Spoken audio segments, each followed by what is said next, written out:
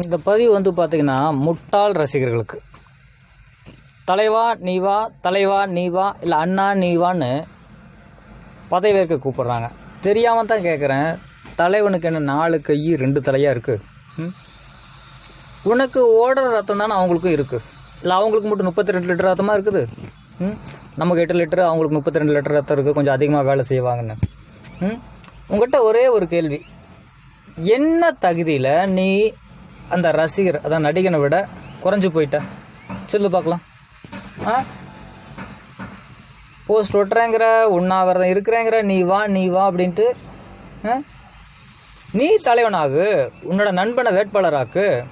ஒன்று தெரிஞ்சுக்க, தமிழ்நாட்டில் மொத்தம் 234 தொகுதி. அந்த 234 தொகுதிக்கு எம்எல்ஏ வேட்பாளராக நிற்கிறதுக்கு சரிங்களா, டெபாசிட்டி 25,000 ரூபா தான் ஒரு தொகுதிக்கு.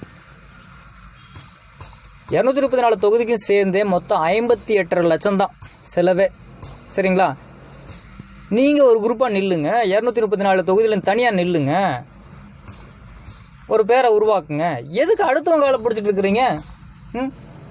போஸ்டரை ஓட்டின காசு, உண்ணாவிரதம் இருந்த காசு, அந்த லீவ் போட்டிருப்பீங்களா உண்ணாவிரதம், அந்த காசெல்லாம் வச்சாவே இது வந்து சேர்ந்துடும். அப்புறம் இன்னொரு கேள்வி, நடிகர் பிறந்த நாளுக்கு ரத்த தானம் பண்ணுறேன், அன்னதானம் பண்ணுறேன், அதெல்லாம் கரெக்டு தான். உங்கள் அப்பா பிறந்த நாளுக்கு என்னைக்காவது நீ பண்ணியிருப்பியா? சரி, உன் தங்கச்சி பிறந்த நாளுக்கு, சரி உன் பொண்டாட்டி பிறந்த நாளுக்கு, இதை விடவா அந்த நடிகை உனக்கு முக்கியமாயிட்டான்? முட்டாளுகளாக இருக்கிறீங்க.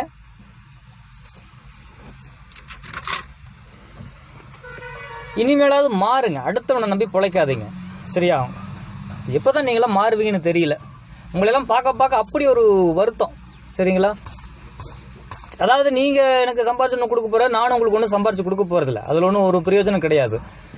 அவன் வந்தால் தான் பதவி ஏற்கணும், அவன் வழியில் தான் போவேன்னு ஒரு வழி உருவாக்கியா, நீங்களும் உங்கள் வழியில் போக மாட்டீங்களா?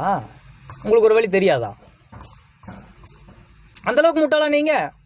எவனாவது ஒருத்தர் வந்து வழி கையை பிடிச்சி என்ன கொடுடனா பிடிச்சி கூட்டி போனால் தான் போவீங்க அப்படிங்கிறதுக்கு. ஏன் நாளைக்கு முதலமைச்சர் பதவி உங்களுக்கு கொடுத்து நீங்கள் எடுத்து பார்க்க மாட்டீங்களா? அந்தளவுக்கு நம்பிக்கை இல்லையா உங்கள் மேலே?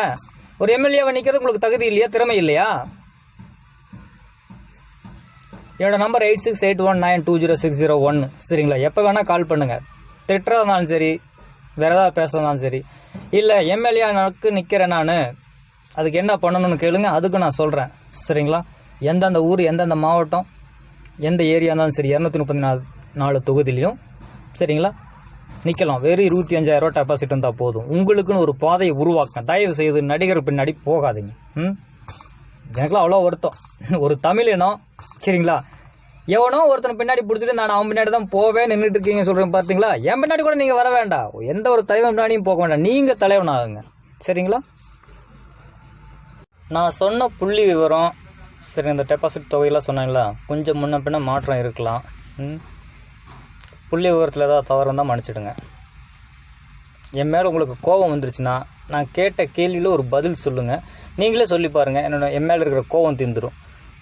ரசிகரோட அதான் தலைவனோட பிறந்த நாளுக்கு உண்ணாவிரதம் இல்லை பிளட் டொனேஷன் கொடுத்த நீங்கள் உங்கள் அப்பா அம்மா பிறந்த நாளுக்கு டொனேஷன் கொடுத்தீங்களா?